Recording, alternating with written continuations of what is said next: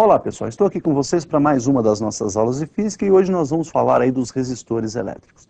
Resistor é todo elemento que faz a conversão, que transforma energia elétrica em energia térmica. Em casa aí você tem alguns elementos que utilizam da resistência elétrica, por exemplo, ferro de passar roupas tem lá uma resistência elétrica para fazer o aquecimento, secador de cabelos, o chuveiro elétrico, entre outros, né? Nós vamos então conhecer esse elemento chamado resistor. Observe então aí nessa figura o resistor e os símbolos que nós vamos utilizar nos circuitos elétricos. Um resistor normalmente ele vem nesse formato cilíndrico, né, olha, e pode ser representado dessas outras duas formas, um retângulo ou essa forma aí meio achurada aí, né, um rabisquinho aí que sobe e desce nas diagonais. Muito bem. Função então desse nosso resistor é transformar a energia elétrica em energia térmica. Bom, como nós vimos então, esse fenômeno de transformação de energia elétrica em energia térmica é o que se chama efeito Joule, né? Você tem lá a corrente que tenta atravessar o resistor, o próprio nome já diz, resistor. Ele tenta oferecer uma resistência à passagem dessas cargas elétricas e as cargas então vão se chocando com os átomos desse material e vão produzindo aí calor. Essa produção de calor então chamada efeito Joule. Ohm, então, começou a estudar esses materiais resistivos e elaborou duas leis que nós vamos ver a seguir. Observe, então, no visual a primeira lei de Ohm. Nós temos aí um resistor que está sendo percorrido por uma corrente elétrica que eu vou chamar de I, né? A sua resistência elétrica vamos chamar de R, e essa corrente só é possível se houver aí uma diferença de potencial entre os terminais desse resistor. Portanto, estamos aplicando aí nos seus terminais uma tensão U. Ohm observou então que essa tensão U era diretamente proporcional à corrente, né?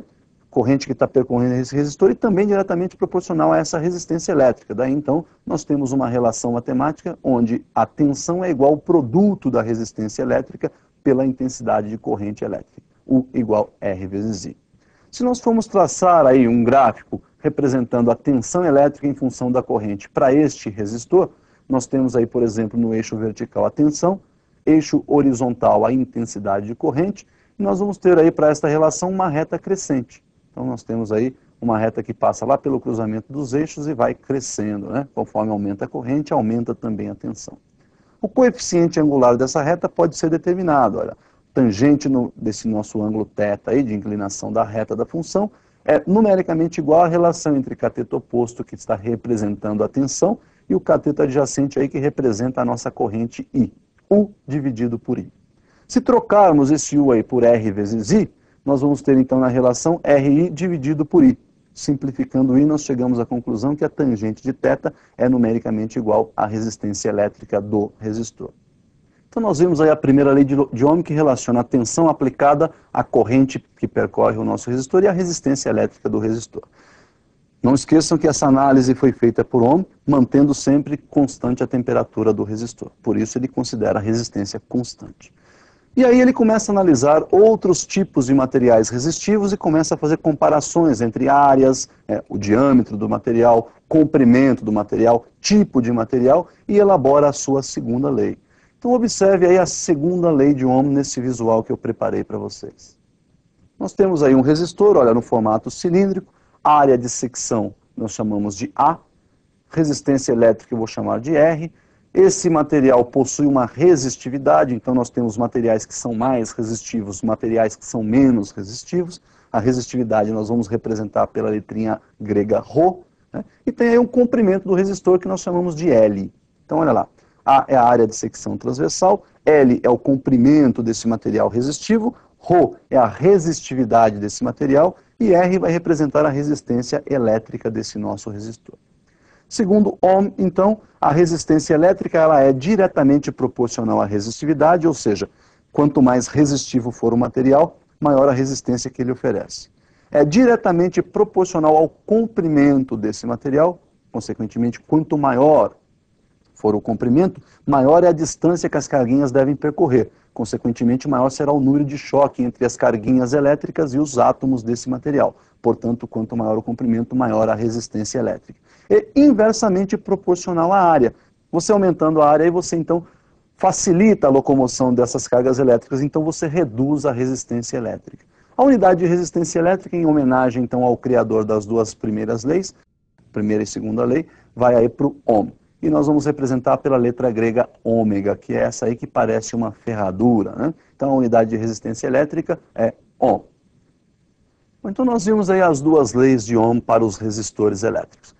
Não se esqueçam que o resistor é considerado resistor ôhmico quando a temperatura é constante, ou seja, quando ele vai ter então aí a resistência constante. Tudo bem?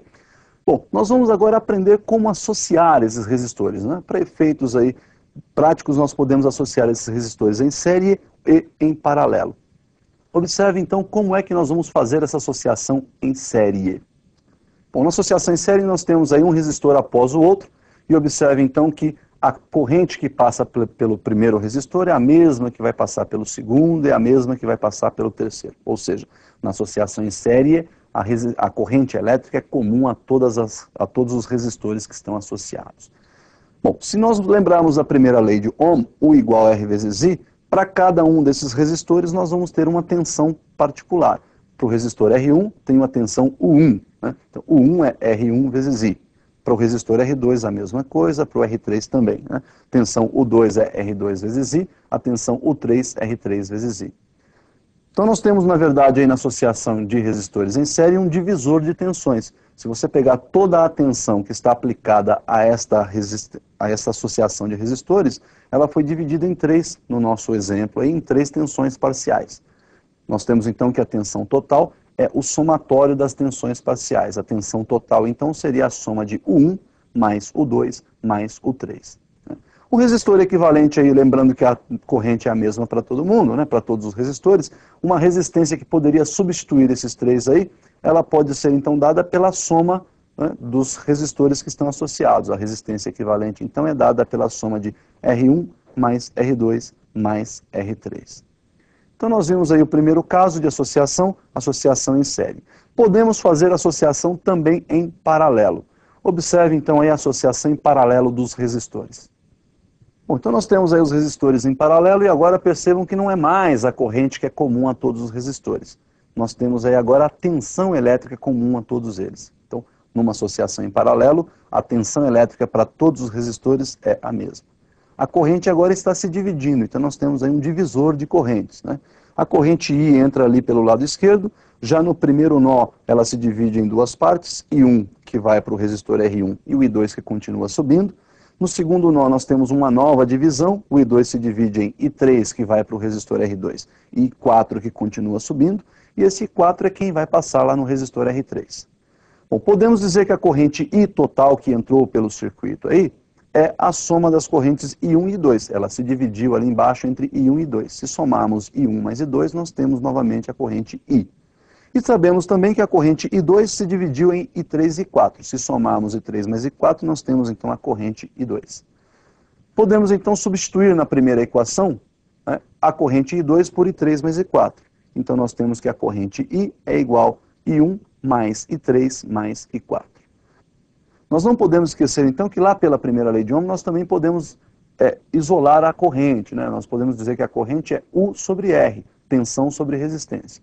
E podemos substituir nessa expressão de correntes, todas as correntes por U sobre R. Então ficaria mais ou menos assim, olha. Na corrente total nós temos a tensão U dividido pela resistência total equivalente. Na corrente I1, a corrente I1 é aquela que passa pelo resistor R1. Nós temos então U dividido por R1. Na corrente I3, olha lá, I3 é a corrente que passa pelo R2. Nós temos U dividido por R2. E na corrente I4, corrente I4 é a que passa pelo R3, nós temos U dividido por R3. Colocando esse U em evidência e simplificando toda a equação, nós temos então que 1 sobre R equivalente igual 1 sobre R1 mais 1 sobre R2 mais 1 sobre R3. Então nós podemos observar aí que quando nós temos resistores em paralelo, o inverso da resistência equivalente é dada pelo somatório dos inversos dos resistores associados. Muito bem. Neste tipo de associação em paralelo, nós temos dois casos particulares. Observe o primeiro caso particular. No primeiro caso particular, nós fazemos uma associação de dois resistores. Sempre que tivermos dois resistores, e este caso só vale de 2 em 2 resistores, nós